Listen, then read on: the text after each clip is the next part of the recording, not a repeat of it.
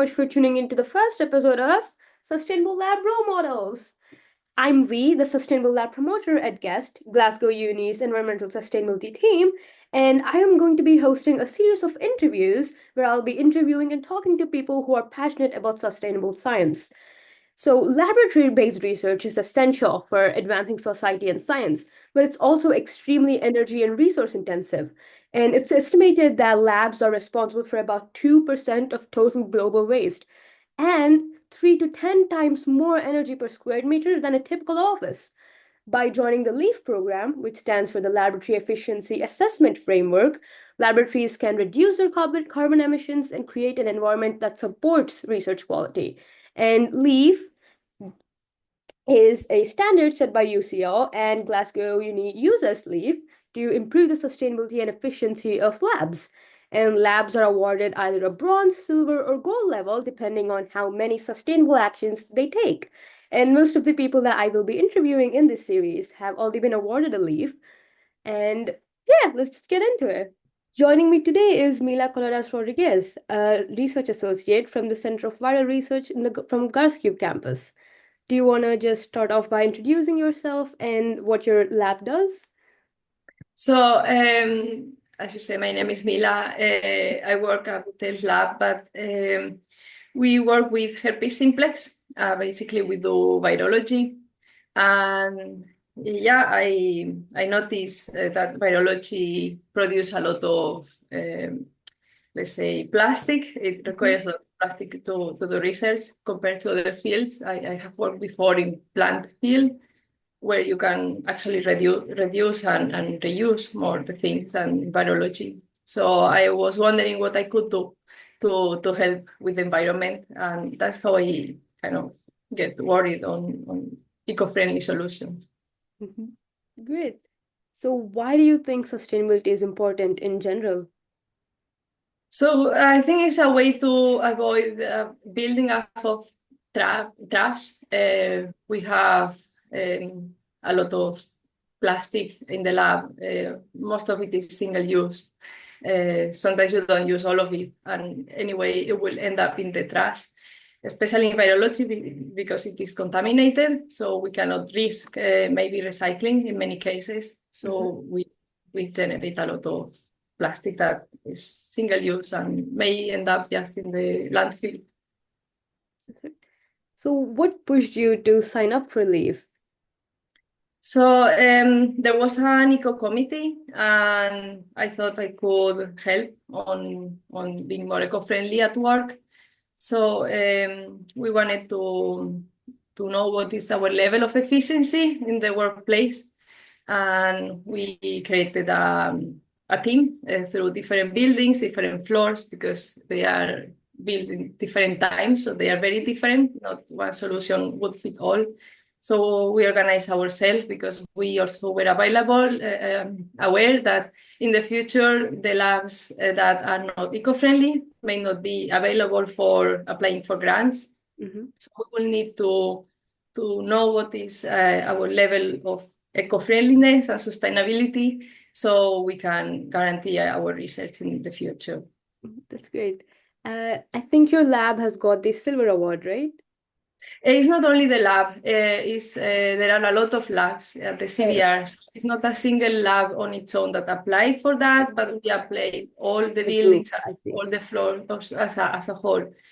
So we divided the tasks in assessing who does each floor and how well are we doing the things. So we started looking at the criteria, bronze criteria, the lowest, and we make sure that we were achieving them. I would say it was kind of easy.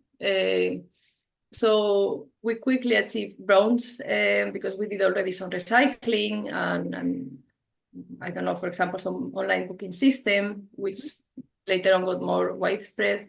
And once we achieved that, just before the pandemic, we applied for the silver, and we got it before all COVID happened and everything got very complicated. Yeah, so I think the bronze level is meant to be like a basic level that most labs Yeah. are supposed to be able to meet. And Yeah. silver is when it starts to get a bit harder. And you have to like actually make proper changes. Do Yeah. you have any plans on applying for the gold anytime soon? So there were plans, of course, but we were, let's say, clashing with Uh-huh. health and safety Right. because there are things we could do. For example, in the CL2, we could recycle the packaging of the plates we use, which contain plastic. But they were concerned that some people may put them in the hood, they will be infectious, and I think in those cases there is an, let's say, overreaction to what contamination could be, Mhm. because in the lab we work, the virus in those surfaces could be very fragile. At Yeah. least for herpes, they wouldn't survive. It's not transmitted in the air. And most of the people do, as far as I know, they unwrap the things before put them in the hood. So there are things that can be changed, but the moment you hit health and safety, it gets complicated. And also, in the goal hour, some things are very general, like quantifying the amount of trash you do and the amount of trash you Mhm. reduce. I think you need a person doing that job. Normal research, and with all the tasks we have, we can't really manage to do that. But for if we build a building in the future, which I heard there are plans, I think those criteria can be taken into account. So this sort of thing can be automatized and it can be easy to touch. Yeah. That's great to hear. Yeah. So, is there anything innovative or something that you're proud of that your lab has done to achieve the LEAF Award? Yes, I think overall we are trying to keep the standards, and as part of that, the online booking system I think has helped a lot. Want to be more efficient because we plan in advance what equipment we're going to use, so it's not booked forever or left running the whole day forever. For example, the hoods, which consume a lot of energy. So people just get in the hood to do the experiments they are supposed to do. It's not that they come in the morning, they switch it on, and it can be on for hours. That's happening less now. Still happens, but less. And overall, I think people is more efficient because they plan in advance, so there are less mistakes, less use of plastic, a reduction on trash in general, I would say. Mhm. Another thing is I'm only doing this at user level, but for example, I have taken a cardboard box, not very big, medium size, and I have it under my bench where we used to keep, I don't know, polystyrene boxes for ice that we don't use anymore. Now we use proper packets. So in that way, it's just to facilitate the recycling. We got some pieces of paper, some small packaging, and then I can just throw it on the big containers, and yeah, that way can facilitate the packaging, the recycling of packaging. That's great. Yeah. I love that you mentioned the online booking system as well because it helps in a circular economy as well. Because instead of each lab having their own equipment, it's great to share equipment and that drastically lowers the energy as well. And the recycling is obviously very good. So good job on that. Thank you. Yes. So to contrast this question, was there anything hard or difficult you found to achieve or a hard criteria in the leaf? Um, well, I would say still is the recycling of the many titration plates we produce. There are walls of plates, plastic that possibly it maybe could be recycling, but for now there is not a solution. Mm. So it ends up, it used to be autoclave, but we realized it may be pointless because it has been fixed. It sometimes has been laying around for really long time, so there is nothing alive there.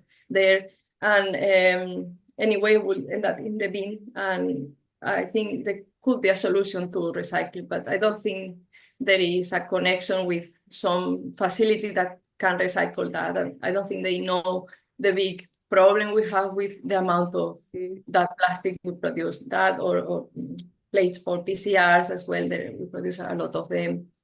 So yeah, there is more to do, definitely. Still hard to achieve. But we're getting there. There, yeah.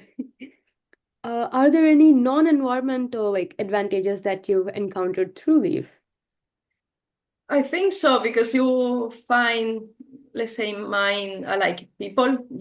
didn't know. So it's like easy to connect with them. I would say also some of the principles can be applied to your own life, like planning better or recycling better at home, or even thinking not to purchase that thing, or because at the end may not be necessary, or it's another thing that cannot be properly recycled. And also, I don't know, thinking of how I would dispose a thing I already have before buying it, whether it can actually be disposed or better I don't buy it. So no more of those things are being produced. And reusing. For example, I have two children, and I think maybe 90% or even more of their clothes are clothes that I got from someone else. So Mhm. it's very little amount of clothes that I bought. So yeah, reusing is also in my life, let's say. That's great. Yeah. And yeah, I agree that you get to meet so many nice people through this. Like, I'm meeting you. And And you? so like the networking aspect of it is really good, and it's nice to meet like-minded people who are just as passionate about sustainability in science. And it's great that you're bringing that sustainability into like other aspects of your life as well. It just makes a bigger impact that way. So that's great. But yes, is there anything that you would like to say to the labs that have not yet signed up to leave? I think go for it. I think we all should be more aware of Mhm. what we do, and I think it's great. I think at the end of the day, you feel better that you are doing the things properly, because in general, the problem is trash. It gets always on the way. So the moment you get that sorted, things are more efficient. That's great. So just to finish off, do you have any tips for students just like me to be more sustainable in the lab? I think is I acknowledge that may be hard because some students may came from abroad and it's already a lot to take in, like different environment, different way of doing the things. But as the trash is very confusing, I would recommend doing this model, the LEAF model the University of Glasgow has. So you can learn that in advance and then things maybe may resonate a bit easier once you are in the lab. That's good. Yeah, I agree. But yes, so thank you so much for joining me today. It was so nice to talk to you.